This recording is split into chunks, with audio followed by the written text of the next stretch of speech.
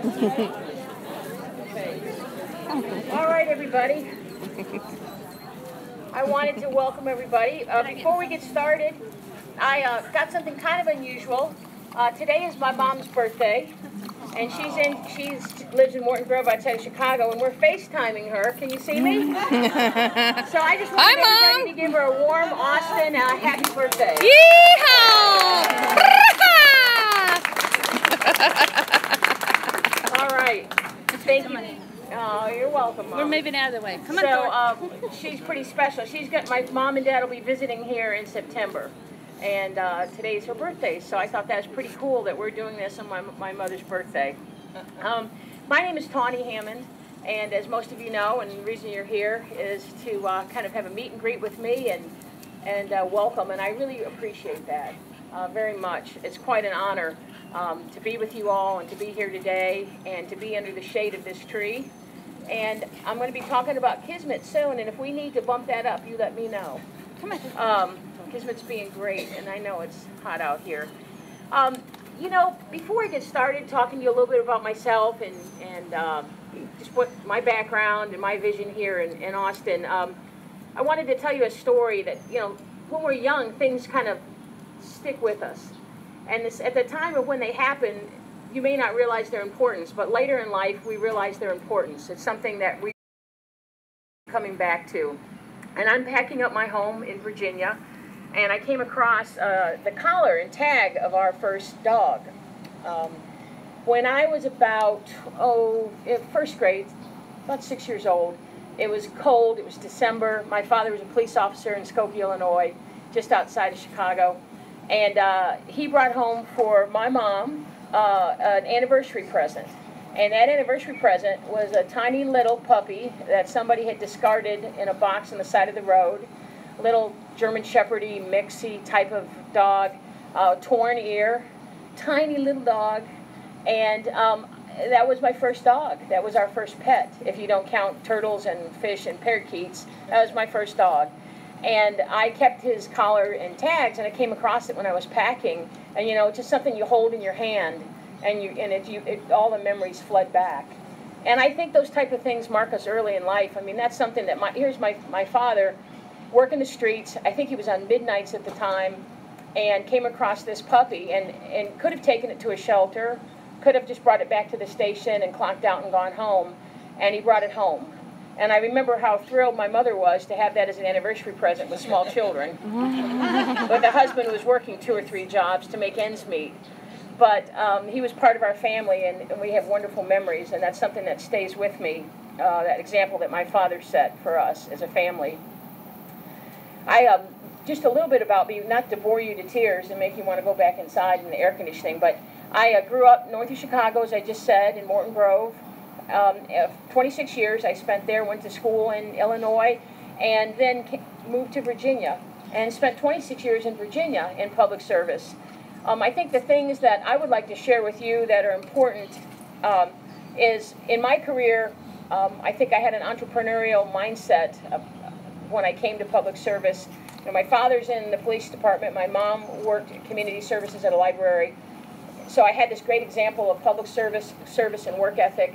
And I brought that with me into my career with a commitment to excellence and best practices.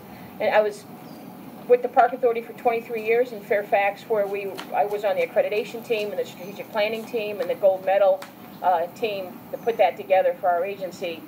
And that was just a common thread in my career. When all throughout my career in Virginia, I was involved in one way, shape, or form with animal programming. We started programs for kids and their families. We called it Doggone Fun Camp, but the underlying, it sounded fun and frivolous, but the underlying piece of that, the importance of it, was educating children on responsible pet ownership, pet safety, how to interact with their pet, the health of the pet, bite prevention. And so we did a lot of that in our career. And also, too, you know, the world is changing, and Austin is certainly different.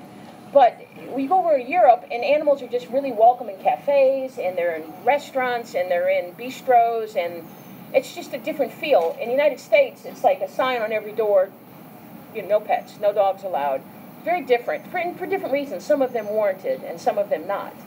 Some of them are real reasons that we need to do that, and others are just made up reasons. And the thing we did in the Park Authority is, in my career, I championed this for the Fairfax County Park Authority in finding ways to celebrate animals in our lives. Bone hunts, costume contests, special camps, fairs, walks, runs. Before, really, people were doing it. My colleagues would laugh at me, and they're not laughing anymore, because it's really, people really understand there's a market there, there's a need for it, people are thirsty for those type of things. So that's just a little bit of what I was focusing on, and how animals in my public service career kept, interwoven and kept touching. The other thing is I worked very closely with partners, and I started to collaborate with the animal shelter. We launched a program there that if you adopted from the shelter and you completed the obedience classes with the Park Authority, you got your tuition back. You got your class fee back. You just had to show your certificate. And so we started those kinds of partnerships. And it was just amazing. And it drew me into animal welfare. I was drawn in, probably starting about 2003, professionally to think about getting into the career full time.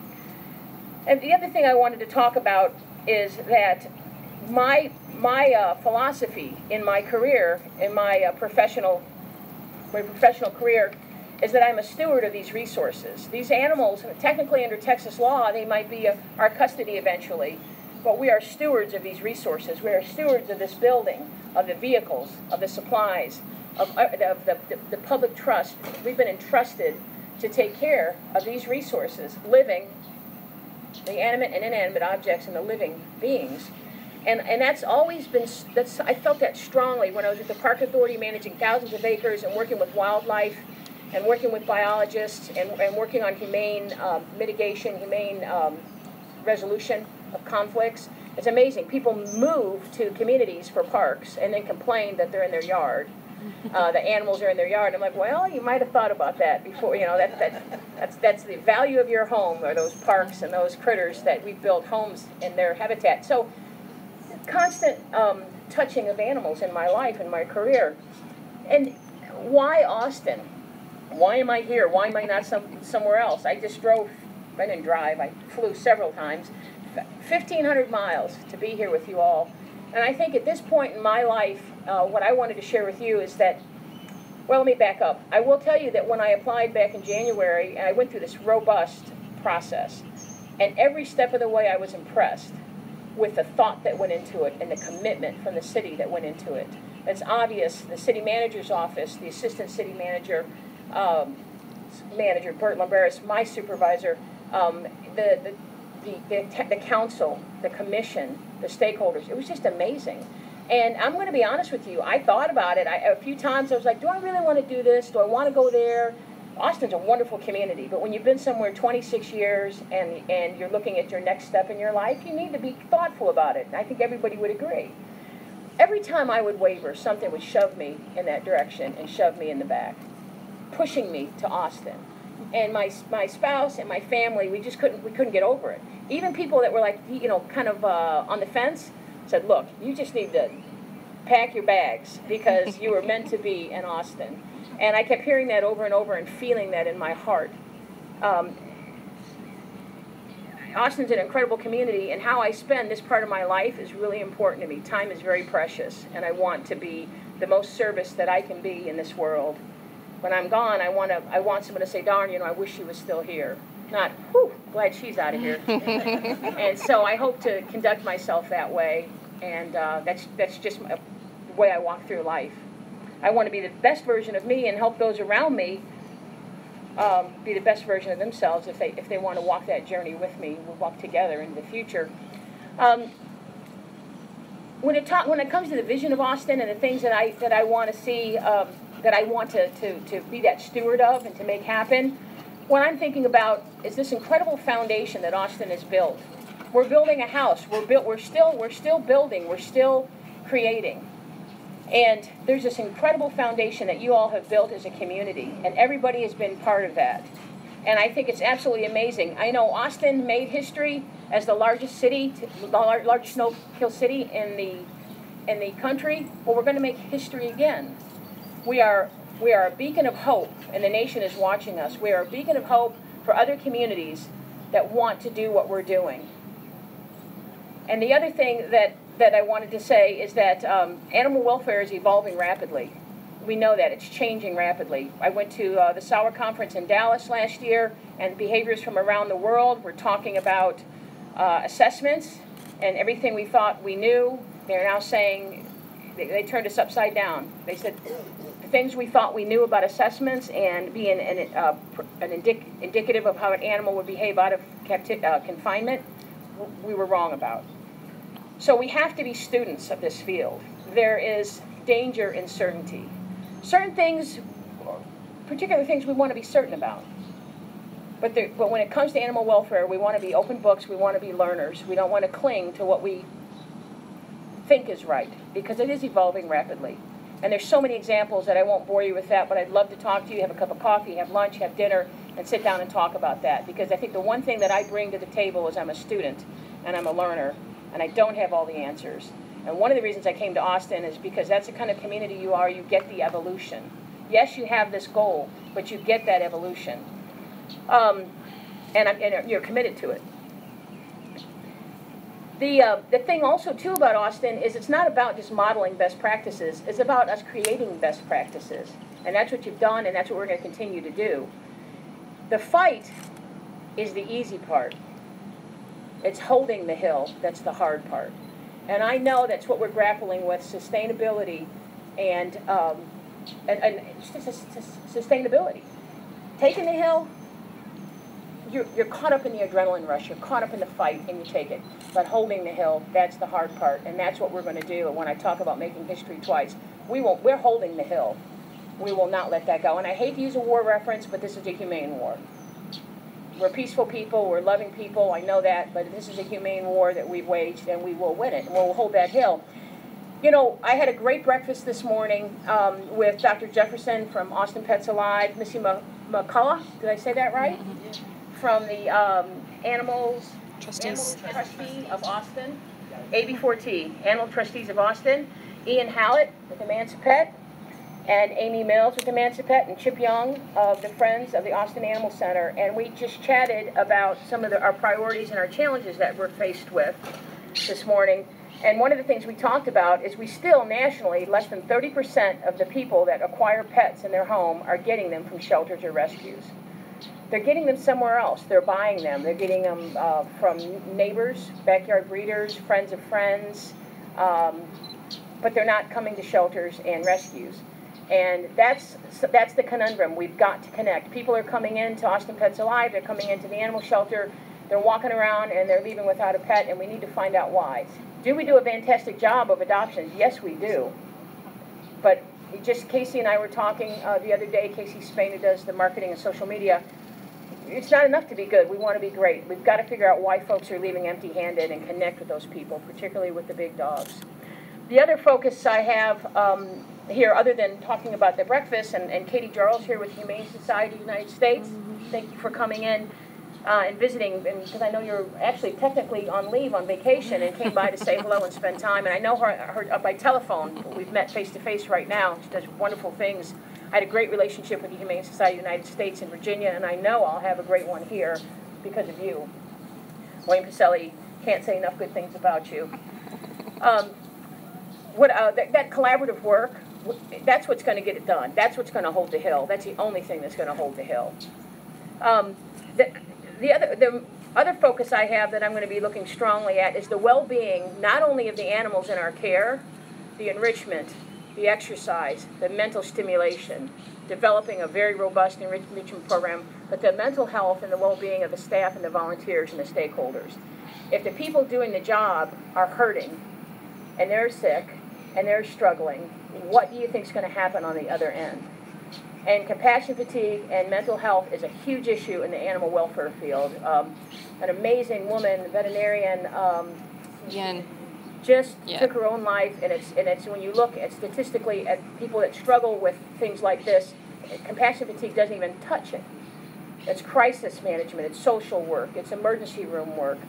So I'm going to be focused not only on the quality of care of the animals that are in this building, but also for the staff and the volunteers. That's very, very important. And we can do both. And when we do both, we'll be stronger. I'm excited to say that I have Amy Sadler coming from Dogs Playing for Life to do training at the end of August. The Friends will have play yards installed here, just over to that part of the campus. And that's going to be a big, big part of our enrichment program. One of the things, and I'm going to be closing here soon because I know everybody's warm, but one of the things that people are still doing in animal welfare is we're building facilities meant for holding and retention and detention. And we're hiring staff that are focused on control. This isn't the Wild West. We don't have, well, this is Texas, I better be careful. I'm not in D.C. anymore. What I mean is that we are here in Austin, we want to be focusing on care. It's not all about control, and we know that. Do we have safety issues? Is public safety a priority when we're talking about rabies and we're talking about dangerous dog situation? Absolutely. But the majority of the animals in our care, it's about the care of the animal. And building facilities that are meant just to hold animals, we'll never build a facility big enough if we don't figure out how to move animals through our facilities.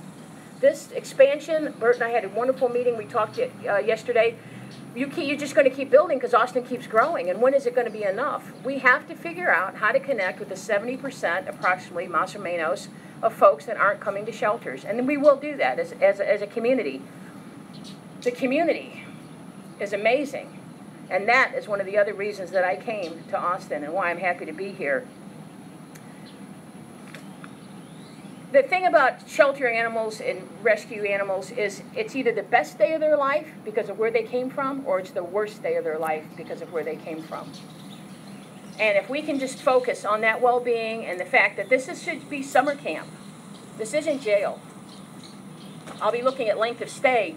It should be about, think about summer camp. You learn a new song, you do a craft, you swim, you walk, you exercise, and then you go home. And the idea is that we have that same model here. These animals are going home. In closing, what I just want to say to you is, for me, this is not just a job, this is a calling, and I feel very strongly that I'm in the right place at the right time. I want to let you know we're at capacity right now. The floods have exacerbated a normal kind of trend for animal sheltering, and we were supposed to be in the meeting room where everybody would not be sweaty, and they moved out here so I wouldn't talk as long, but it did not work. We're at capacity. We've got a special going now. Everybody knows from now to the end of July, $25 any cat or dog at Austin Pets Alive, at the Austin Humane Society, and here at the Animal Center. $25 cat or dog, seniors over 7 are free. So we need to spread the word. Because of the floods, I mean, it was a disaster. People, if you're an animal in here because you don't have a home anymore, you can't get any more closer to a disaster than I can think of. And plus, technically, it is a disaster. So we're still dealing with the aftermath of that. I'd like for you to see Kismet, who's been extremely patient. Kismet's up here, and Kismet came in May 27th, all cut up, fly bites on the ear. Kismet's smart, knows how to sit, knows down, knows how to be a good doggy. Just a wonderful, wonderful dog. And we know someone has to be looking for Kismet. Had a collar, was found around the Cherry Creek area, the Mopac, Brady, and Manchaca. Is that right? Manchac. Manchac? Yeah, I know. And none of the names sound the way they're spelled. Mueller's, Miller, I'm like, okay, all right. I'm just say it any old way. And people will know what you're talking about.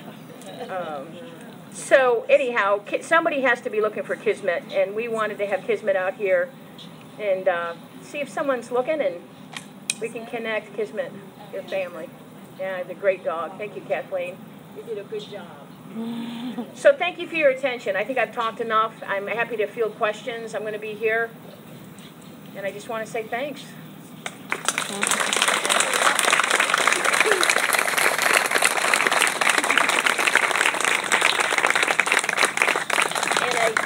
I want to thank Bert Limberis for hiring me, and I want to thank the stakeholders.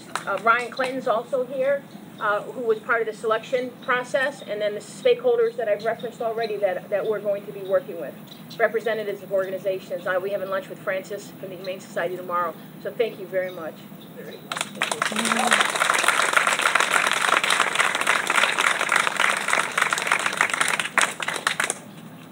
Any questions? And you don't have, don't feel any stress. I know it's hot. I'm happy to have coffee, lunch.